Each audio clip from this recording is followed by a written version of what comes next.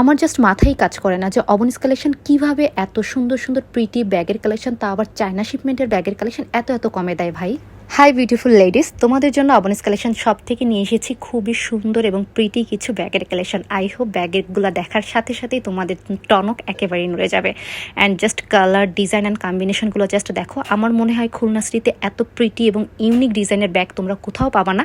And trust me, এইগুলোর price just একেবারে student আপুদের হাতে নাগালের বাইরে থাকতেছে।